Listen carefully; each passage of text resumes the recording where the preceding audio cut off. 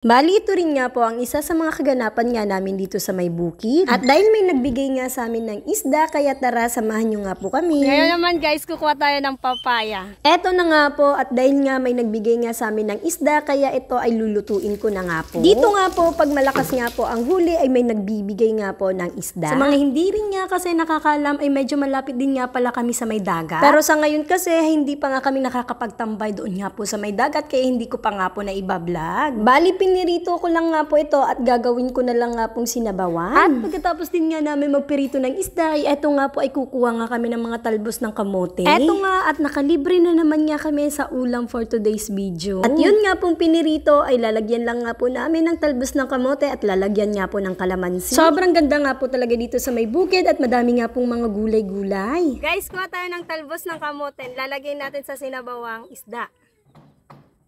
At kahit nga po sobrang tirik na tirik nga itong araw, ito nga si Musumi ay sumasama pa nga talaga sa akin. At pagkatapos nga po namin kumuha nga po ng talbos ng kamote ay magpapakulo na nga po ako. I-prepare ko na rin nga po pala ito nga pong gagamitin ko nga pong kalamansi. Hinati ko lang nga po itong mga kalamansi para nga po sabay-sabay ko na nga po siyang kunin nga po yung katas nga po ng kalamansi. Oh, don't worry po at malinis nga po ang aking kamay. Medyo madami-dami rin nga po pala ito nga pong kalamansi na ginawa ko nga po. Ito nga po ang magpapasarap nga po sa luto ko, ang lasang kamay ko nga, charot. At nung kumulo na nga po ito, ay nilagay ko na rin nga po pala yung kalamansi nga po. Sobrang sarap nga po talaga nito at sobrang bango nga ng pagkaluto. At pagkatapos rin nga po pala nito nga po pagluto ko nga po nitong ulam, ay kakain na rin nga po kami. Hindi ko na rin nga po pala na video nung kumakain nga po kami. Pero ito nga po ang isa sa nakakatuwa, pagkatapos nga namin kumain ay may nakita nga po kaming papaya. Ngayon naman guys, kukuha tayo ng papaya.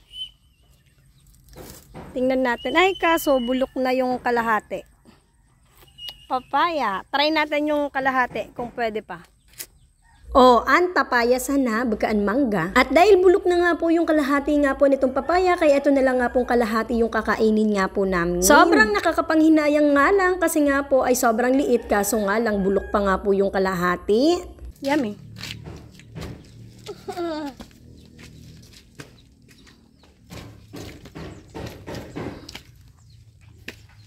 Bali, ito nga pong kalahati ay paghahatiin pa nga po namin ni Musumi. Medyo nagustuhan nga talaga ni Musumi ito nga pong prutas ng papaya. Kahit nga po sobrang liit niya ay sobrang sarap talaga ng loob nga po nito. At mukha nga pong magugustuhan nga talaga ni Musumi ito nga pong papaya. Sobrang sarap nga po, kaya bitin na bitin nga sa aming dalawa. Oh, may nangani po palan, magkaan nga ni po kading mangga, charot. Oh, charot lang, bag ito na mangga, ar nga ni ko sabi ko, ito nga ni po palan ay tapayas. At nung medyo ayaw na nga po ni Musumi ay sa akin na lang nga po at ayaw na nga niya. Oh, may nangani po ulit, magkain. Si Ramsa na.